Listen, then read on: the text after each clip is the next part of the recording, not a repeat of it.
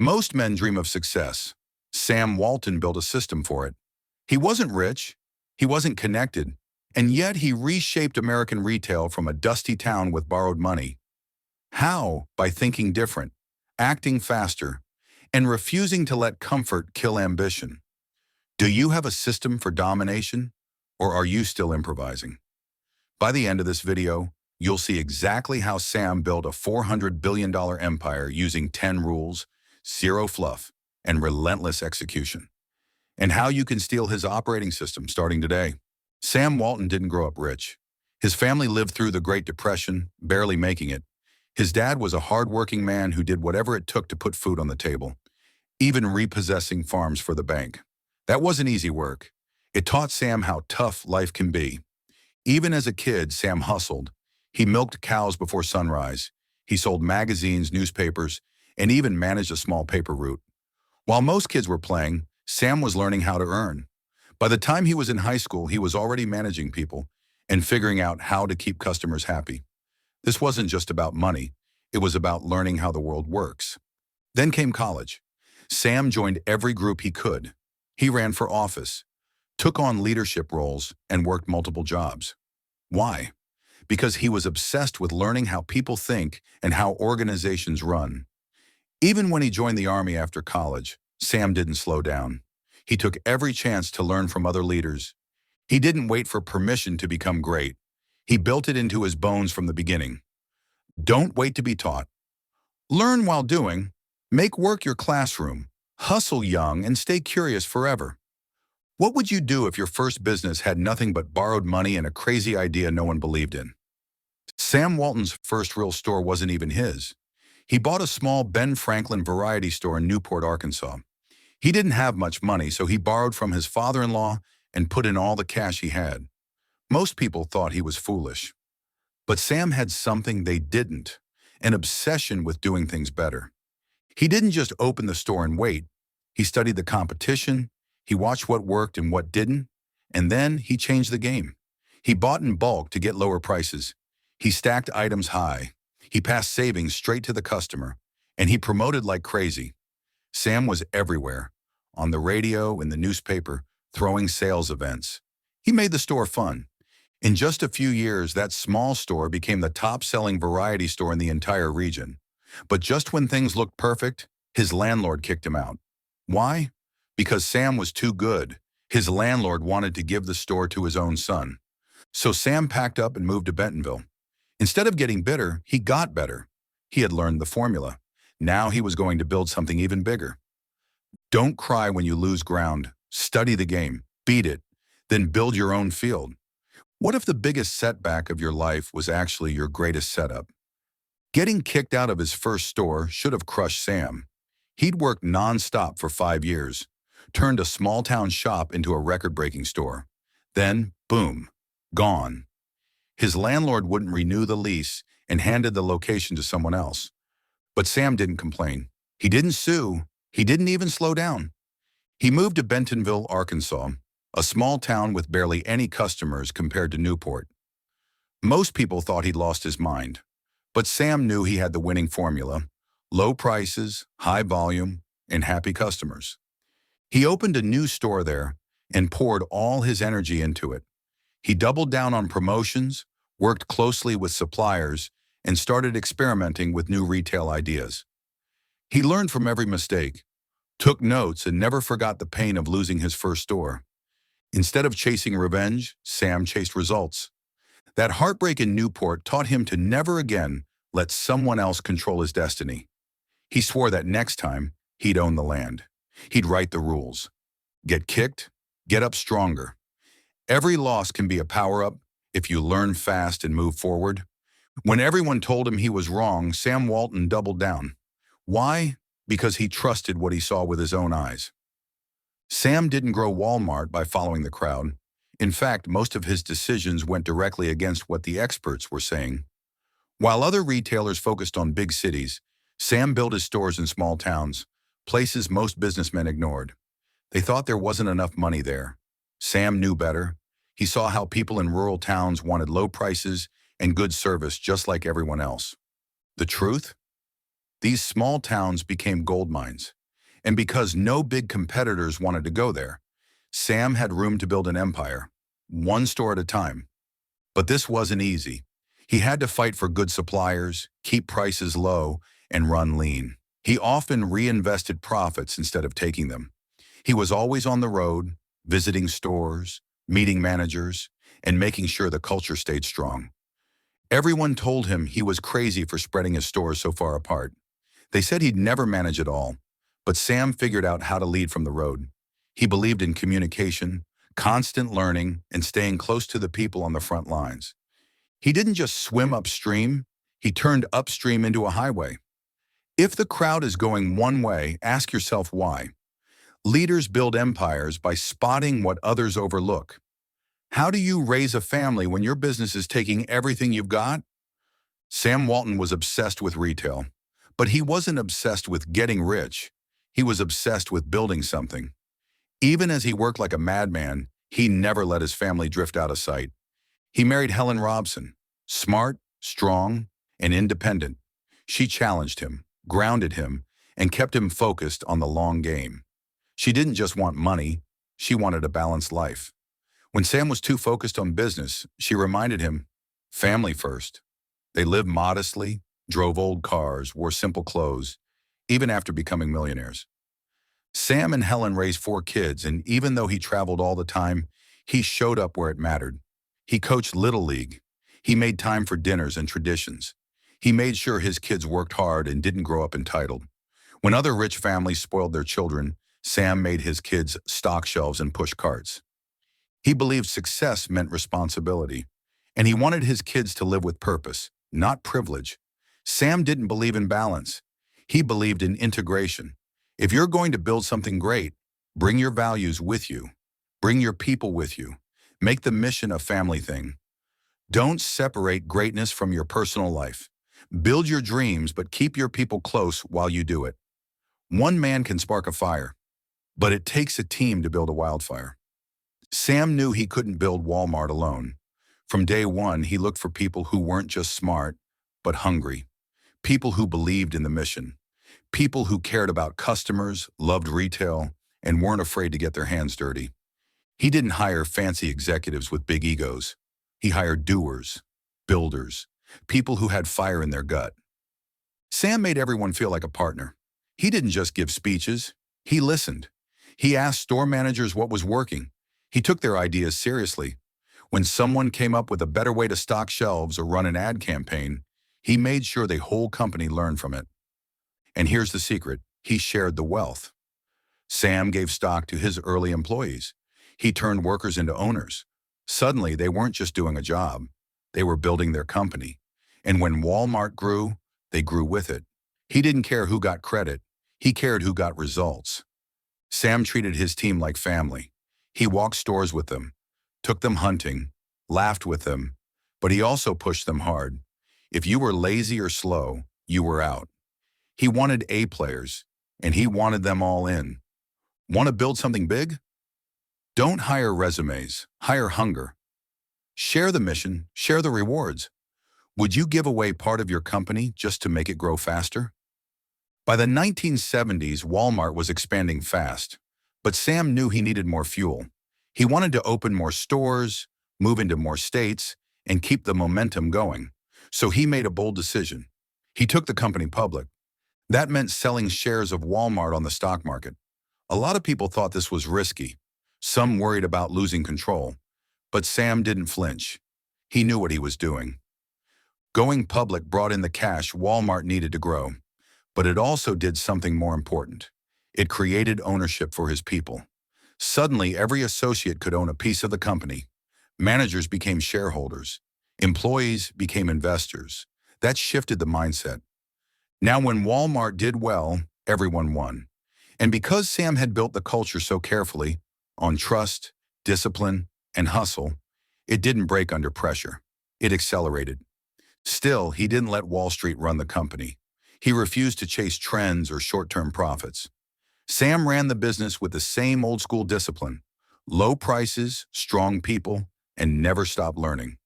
You don't need to own 100% of something small. Share the upside and build something massive. What if your greatest strength wasn't a secret, but a repeatable system? Sam had cracked the code. Small town locations, unbeatable prices, friendly service, and a culture of ownership. Now it was time to roll it out, fast. Every time they opened a new store, Sam made sure the same formula was followed. Respect the customer, keep costs low, and let associates take pride in their store. He didn't believe in being fancy. He believed in being consistent. Sam wasn't trying to impress anyone. He was trying to serve people, better and cheaper than anyone else. While other companies wasted money on shiny headquarters or big city advertising, Sam poured his profits back into more stores, more trucks, more warehouses, more learning. And here's what made him dangerous. He never stopped improving the formula. He flew his own plane from town to town, store to store, taking notes. He asked every associate, what's working? What's not? And if someone had a better idea than what headquarters was doing, he used it. He'd write it on a napkin. No ego, just results. Walmart became a learning machine. Every mistake became a lesson. Every win became a system. That's how a store in Bentonville became the most powerful retailer in America. Don't hide your magic, duplicate it. The formula is only powerful when it scales. What if your employees didn't just work for you? They worked with you. Sam Walton had a radical idea for his time. Treat employees like partners, not just workers. Most businesses ran top-down. Orders came from the corner office, and the people on the floor were told to follow them. Sam flipped it. He believed the people closest to the customer had the best ideas. So he listened to them. He rewarded them. And he gave them a stake in the outcome. He called them associates, not employees. He launched profit-sharing plans, stock options, and open communication systems. At Walmart, the cashiers, stockers, and clerks weren't cogs in a machine. They were part owners of the machine, and that changed everything. Sam was also a master motivator. Every morning meeting, every store visit, every memo, he used them to energize the team. He'd do silly cheers, wear goofy costumes, or get down on one knee to thank his people. Not because it was a trick, but because it came from real belief. He knew the business only worked if everyone cared. That's why he visited stores constantly. He didn't want to lose touch with the ground, and he made sure his managers stayed humble too. If they didn't walk the floor and talk to associates, they didn't last long. People won't fight for your business until they feel it's their business. Build ownership into the culture. What happens when the founder steps away, but the fire has to keep burning? By the time Walmart had become a national powerhouse, Sam Walton was getting older. He'd built a billion-dollar empire from nothing, but now he had a bigger test ahead, letting go. Stepping back wasn't easy. This company was his life's work, but Sam knew the mission was bigger than one man. He started giving more control to his team. He promoted leaders who lived the Walmart values. He trusted them to run stores, lead expansions, and make decisions without his shadow hanging over them. He didn't disappear. He still visited stores, talked to associates, and stayed plugged in. But he learned to lead with questions instead of commands. Instead of solving every problem, he asked his team, "What do you think we should do?" This shift did two things. It gave the company resilience, and it forced Sam to clarify what truly mattered. Values had to be taught, not just modeled. Culture had to be passed on like a legacy, not held tight like a secret. And when the next generation of leaders, like David Glass and Don Soderquist, stepped in, they carried Sam's fire forward. Not because he told them to, but because they believed in it. Great leaders don't just build companies, they build people who can lead without them. If your culture is just words on a wall, it's already dead. Sam Walton didn't build a company. He built a culture, one where hard work was celebrated, frugality was admired, and no job was beneath anyone, not even the founder. He created a culture where everyone mattered, where store managers were expected to sweep floors, where executives traveled coach, where even Sam himself drove an old pickup truck, wore the same Walmart cap every day, and stayed in budget motels on the road. Why? Because values aren't what you say, they're what you do. Sam believed in transparency. He wanted everyone in the company to know how they were doing. He pushed open books, open communication, and open minds. If a store was struggling, everyone talked about it, not to blame, but to fix it together. He built a culture of recognition, too. He gave out awards, cheered success, and even danced goofy jigs in parking lots to celebrate big wins. Why? Because people work harder when they feel seen. And when someone had a better idea than headquarters, Sam loved it. He believed the best culture isn't built from the top down, it grows from the front lines. That's how Walmart became not just a store, but a way of thinking. Your culture is your strategy. Build it with humility, protect it with discipline, and live it with pride. What if the customer wasn't just always right, but always first? To Sam Walton, customers weren't just people who bought things. They were the reason Walmart existed. He had a simple belief: take care of the customer better than anyone else, and everything else will fall into place. That meant low prices, always, but it also meant friendly service, easy returns, and clean stores. It meant treating the shopper like a neighbor, not a number. Sam obsessed over this. He walked stores asking, is this good enough for our customers? If something wasn't right, a dirty aisle, empty shelves, poor service, he fixed it on the spot. He believed every associate was in the customer service business, not just the cashiers. He also believed in listening to customers. He wanted to know what they liked, what they hated, what they needed but couldn't find. He encouraged feedback from the ground up. That's how Walmart kept evolving, because it never stopped listening. And when big competitors tried to cut corners or raise prices, Walmart leaned in harder. They doubled down on value. They stayed true to the people who kept them alive. For Sam, loyalty wasn't earned by marketing. It was earned by service, every single day. Don't chase money, serve people. Put the customer first and profit will chase you. When giants came after him, Sam didn't panic. He outserved them. As Walmart grew, so did the competition. Big-name retailers started noticing this scrappy chain from Arkansas that was eating up market share. They had more money, more stores, more power. But Sam had something they didn't: focus. He didn't get scared, he got sharper. Sam studied every competitor. He walked their stores, took notes, and brought back ideas to improve Walmart. If they did something better, he copied it. If they got lazy, he out-hustled them. Sam believed that competition made you better. It forced you to raise your game. But he never let the competition define him. He never played their game. He stuck to what Walmart did best: low prices, excellent service, and treating associates like partners. When Kmart tried to crush Walmart, Sam stayed focused. He didn't spend millions on ads or splashy marketing. He kept building stores in smart locations, kept cutting costs, and kept making customers happy. And slowly, Walmart didn't just survive the competition, it outgrew them. Not by shouting louder, but by serving better. Sam believed the ultimate weapon wasn't money, it was execution. Don't fear the big guys. Outlearn them, outlisten them, outlast them. What if your empire wasn't built by controlling more, but by empowering more? As Walmart grew across the country, Sam didn't try to centralize everything. Instead, he expanded circles of trust. He empowered his managers. He gave them responsibility. He let local leaders make real decisions because they knew their customers best. Most companies tighten control as they scale. Sam did the opposite. He pushed decision-making closer to the front lines. He believed in a store of the community approach.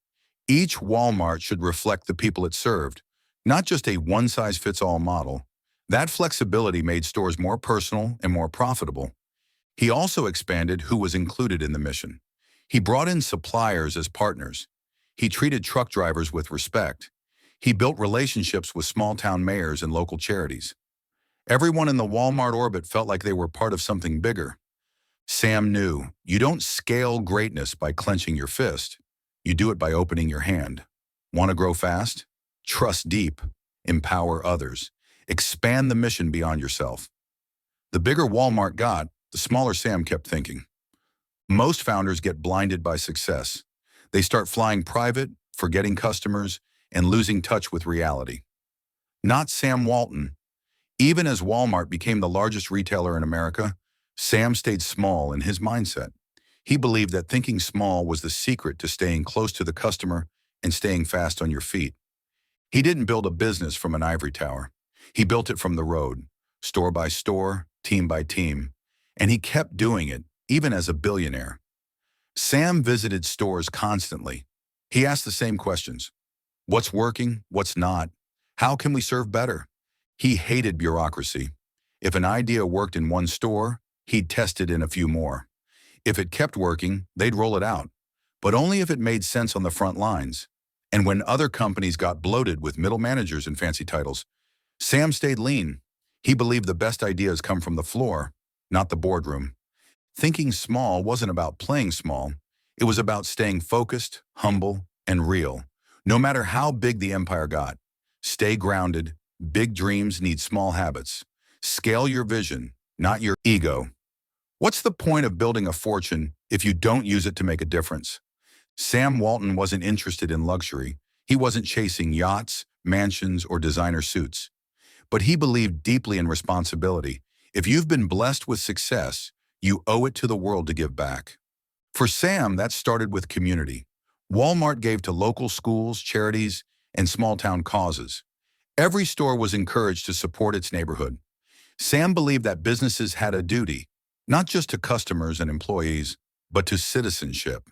And he lived it, quietly, without press releases. He also gave through education. Sam funded scholarships, supported schools, and backed programs that helped people rise from the bottom. He wanted every kid in small-town America to know they mattered. Even toward the end of his life, fighting cancer, Sam stayed focused on service. He didn't want statues, he wanted impact, and he made it clear to his children. This fortune isn't for flaunting, it's for fueling good. That's how legacies are built. Wealth is just a tool. Use it to lift others. That's how you build something that lasts. Want Sam Walton's playbook in one list? Here are his 10 rules for life and business. Sam didn't believe in keeping secrets. He shared his 10 personal rules for building Walmart, and they read like a blueprint for anyone chasing greatness. Commit to your business. Love what you do. Believe in it more than anyone else. Share your profits with all your associates. Treat them as partners. They'll work harder if they're in the game. Motivate your partners. Money is one thing, but recognition, praise, and inclusion go further. Communicate everything. Don't hoard information. Let people in. It builds trust. Appreciate your people. Nothing beats a sincere thank you. Celebrate success. Make winning fun. Have parties, ring bells, cheer loud. Listen to everyone. Great ideas come from unexpected places. Stay open. Exceed expectations. Surprise people. Give more than they expect, every time. Control your expenses better than your competition. Frugality wins, always. Swim upstream. Go against the grain. Be willing to stand alone. Each of these came from experience, from wins and failures, from lessons learned in small towns and big fights, from leading with grit, heart, and humility. Sam lived these rules. That's why they worked. Success is simple, but not easy. These 10 rules are your map. The rest is effort. In the end, it wasn't about fortune or fame. It was about impact. Sam Walton never set out to be the richest man in America. He just wanted to run a good store, one that served people, one that made life better for everyday families. But by the time he was near the end of his life, Walmart had become a force of nature. It had changed retail forever. It had lifted thousands of families, and it had shown the world that big dreams still come true in small towns. What mattered most to Sam wasn't the money, it was the mission. He wanted his story to prove a point, that ordinary people given the chance can do extraordinary things. That's why he finally agreed to write this book. Not to brag, but to teach. Not to boast, but to pass on the fire. He wanted future generations to see that greatness isn't about being born with an advantage. It's about discipline, curiosity, grit, humility, and service. His true legacy wasn't a business. It was a mindset, a way of operating, a way of thinking that anyone, anywhere can apply. Build something bigger than yourself. When you're gone, let your principles live on. What did Sam want people to remember? Not about Walmart, but about him. In his final words, Sam Walton made something crystal clear. Walmart wasn't just his success, it was everyone's. It was built by thousands of hardworking people who believed in something bigger than a paycheck. He gave credit to his wife Helen, who kept him grounded, to his kids who understood the values, to his early associates who trusted him when there was nothing to trust but a vision, and to the small towns across America who gave him a shot. Sam knew he didn't do it alone. He never wanted a statue. He wanted a culture that kept going long after he was gone. That's why he stayed humble, stayed frugal, and stayed in the game until the end. And that's why his story still matters. Not because of the billions, but because of the blueprint. Greatness isn't about spotlight. It's about service, belief, and building something that outlasts you. You've seen inside the mind of one of history's sharpest operators. Which quote will you live by this week? Tell me in the comments. And if you want more lessons like this, subscribe, share the video, and step forward into history's playbook. The past doesn't repeat itself, but it does leave clues. There's more stories like this, more minds shaped by fire, more lives built not on luck, but on systems, struggle, and strategy. If you're ready to go deeper into another life that rewired the world one disciplined decision at a time, this next video might just be the one you need to see next. It's waiting for you.